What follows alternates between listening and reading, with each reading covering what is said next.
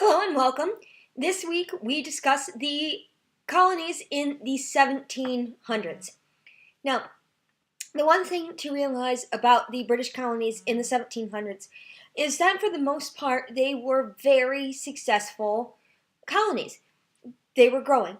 They were getting plenty of people to move there. The economy was for the most part doing well.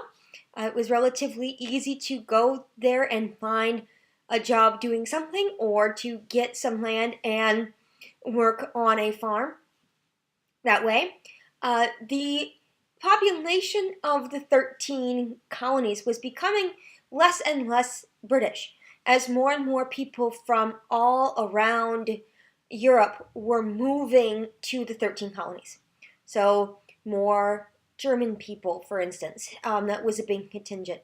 More Irish people, things like that, are moving there, and that makes a gigantic difference.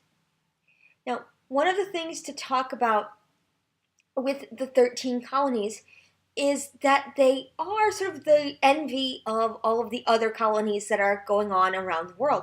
They have some of the best lifestyles in the world. In fact, in some instances, living in the colonies was better than living in Europe, depending on where you wanted to go in Europe.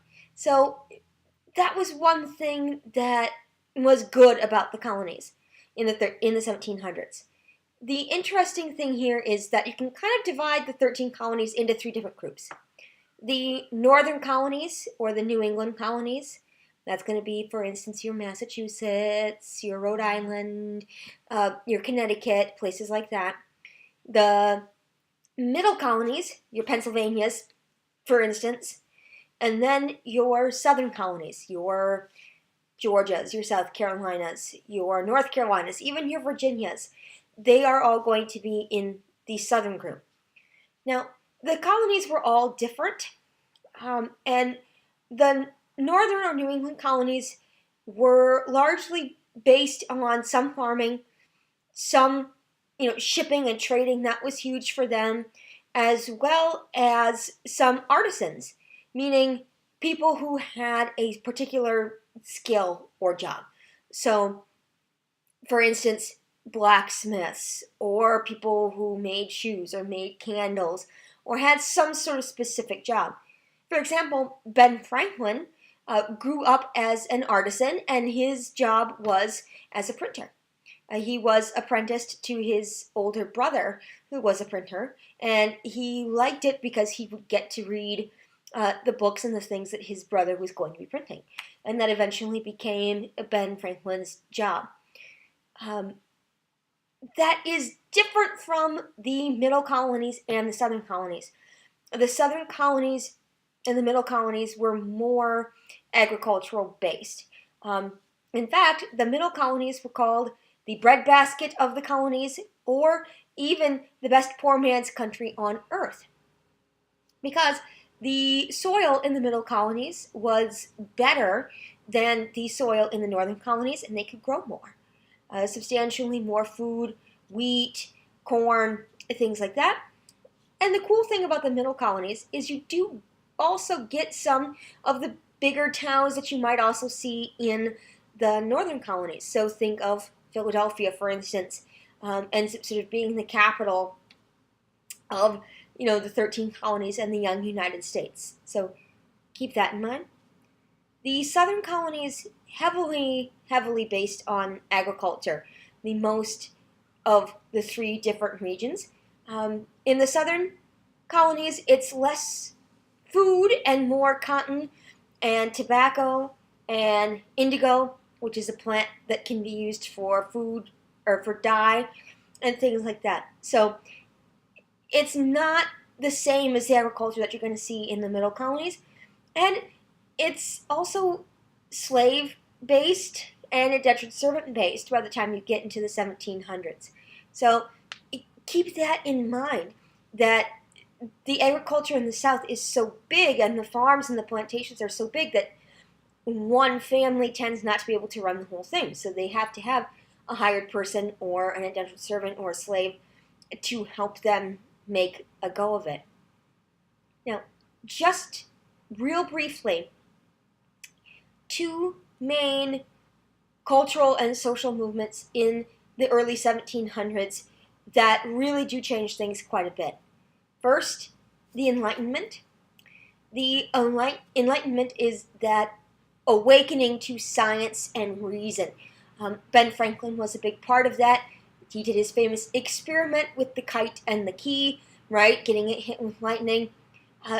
Sort of just that basic way of thinking is, oh, I think lightning has electricity in it. Okay, I will, test that out. Have an experiment, have a question going through that scientific method. Isaac Newton, for example, a part of that reason and part of the Enlightenment.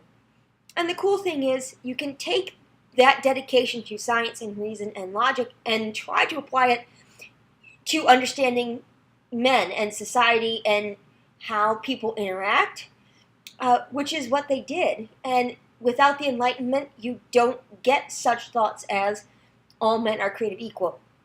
You shouldn't have to pay taxes if you don't have representation. That kind of thing.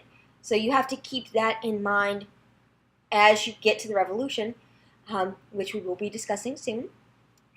And the other thing to talk about is the Great Awakening, a huge revival of religion in the colonies that happens around about the same time as the Enlightenment. People like John Edwards really making an impact and going out and giving very large speeches, very large impassioned sermons, trying to bring people into the fold again.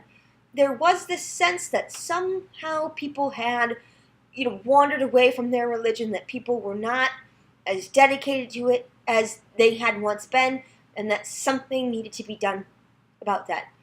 If you feel super ambitious, look in the document packet that I have posted online, and you'll find an article called Sinners in the Hand of an Angry God. And it's an example of one of the sermons from this time period. Have a read and see, is it a scare tactic? What's the tactic there? Do you think it was effective in sort of bringing people back in?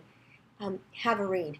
So that's also a significant movement that's happening in the 13 colonies during that time. The thing to remember here is the colonists, for the most part, up until the Revolution, were content being British colonies, were content being British colonists. So what changes? Well, we'll be talking about that when we get to the Revolution. Thanks.